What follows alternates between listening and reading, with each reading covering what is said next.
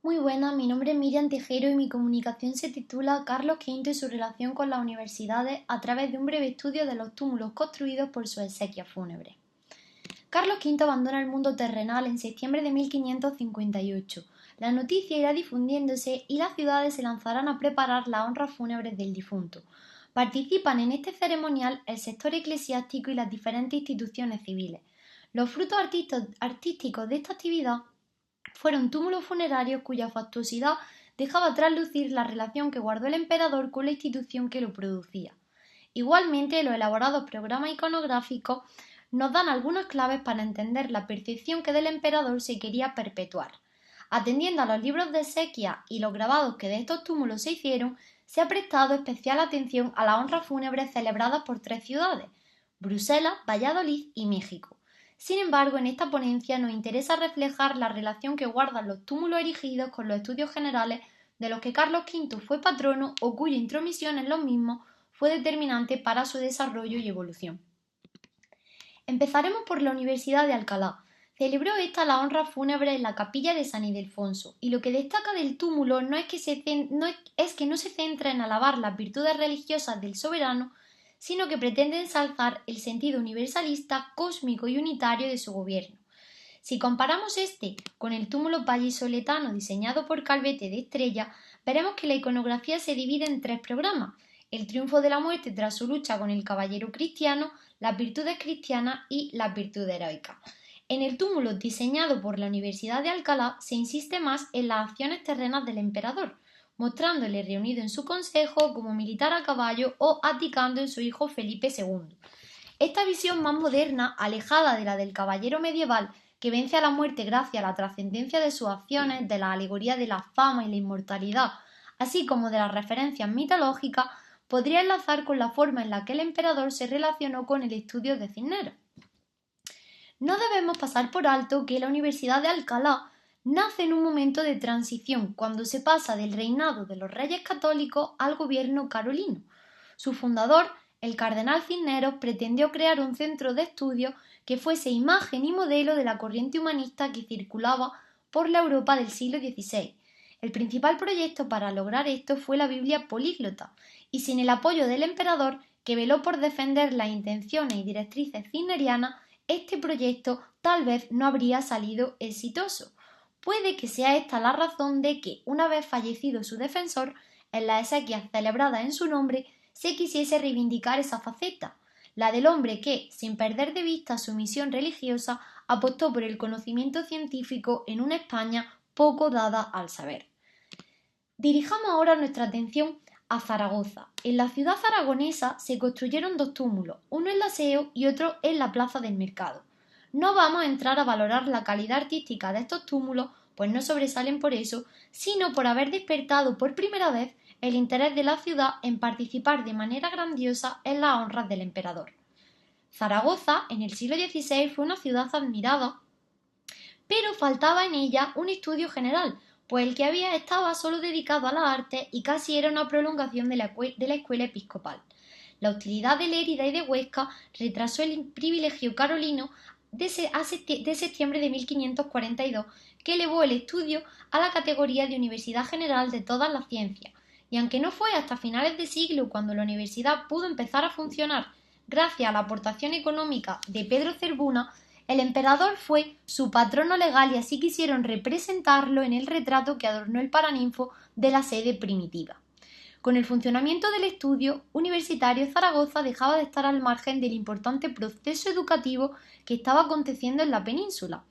El agradecimiento por el gesto del César podría haber impulsado esa participación activa y manifiesta en la celebración de sus exequias. Veamos otro ejemplo que trasciende las fronteras de la península: la honra celebrada en México en 1559. El lugar elegido fue la capilla de San José, donde se celebraron misas y se elevó un túmulo arquitectónico. En esta construcción aparece una referencia que claramente alude a la Real y Pontificia Universidad de México, fundada en 1551 por el emperador. Siguiendo la descripción realizada por Cervantes de Salazar, leemos: en el espacio de la aguja de la segunda capilla, entrando al túmulo a mano derecha, estaba la Ciudad de México y sobre los muros el dios Apolo coronado de laurel. con un libro en la mano, dando a entender que para doctrina y lumbre de estos naturales erigió César universidad en México. Aunque la asistencia de los naturales fue una realidad lenta y progresiva, su acceso a los estudios mayores y la confianza en sus capacidades de aprendizaje es algo que el emperador defendió desde el inicio de su gobierno en Nueva España. Se quiere incidir en la bondad y singularidad de sus acciones casi con una sagacidad premonitoria cuando Cervantes de Salazar dice que lo que habías hecho fue tan raro y tan pocas veces visto que merece perpetuo nombre y gloria. Realmente fue durante el mandato del emperador cuando el proyecto pedagógico de la corona alcanzó su punto álgido, no siendo imitado hasta el siglo XVIII por el resto de potencias que posteriormente se inmiscuirán en el Nuevo Mundo. Por lo tanto, es lógico que en la celebración de su exequia fúnebre se quisiese inmortalizar al emperador como el protector de los indios que busca su integración de manera pacífica a través del patronazgo educativo.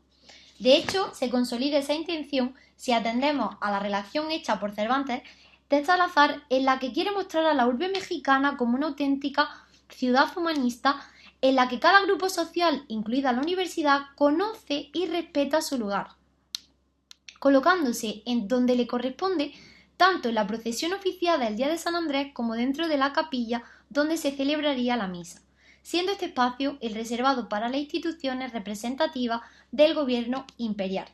De otro lado, tanto la utilización de la emblemática, así como de la lírica petrarquista con la que están compuestos los poemas, pretendía reflejar el progreso intelectual del que se gozaba en la ciudad. Esto, unido a la manufactura moderna que utilizó el artífice del túmulo, Claudio de Arciniega, sitúa a la capital mexicana a la altura de otras cortes europeas. Por lo tanto, podemos afirmar que en México la universidad era considerada como un instrumento que había hecho eficaz la implantación del Renacimiento y así se quiso perpetuar en la honra funeraria del que fue su patrón. De patronato regio será también el estudio granadino. Carlos V pasa en la antigua ciudadela nazarí su luna de miel y lleva a cabo un importante proyecto urbanístico del que nos interesa recalcar la fundación de la universidad tras la congregación celebrada en 1526 en la Capilla Real. Comparte con la Universidad Mexicana la intención de formar a hombres que pudiesen efectuar de forma pacífica la asimilación e inserción cultural de la nueva población que se integraba en los resortes del imperio. En el caso granadino nos referimos a los moriscos. Sin embargo, desde su inicio, el estudio granadino tuvo dificultades económicas que enlazaron su destino a la voluntad del cabildo eclesiástico. Al ver la magnificencia que alcanzaron las honras fúnebres celebradas en honor al emperador en otras ciudades, en cuyas universidades su intervención fue importante, se esperaba en Granada hallar una actitud semejante, y más teniendo en cuenta la tradición arquitectónica funeraria que ya comenzó Pedro Machuca para la elaboración del túmulo de la emperatriz Isabel y posteriormente de María de Portugal.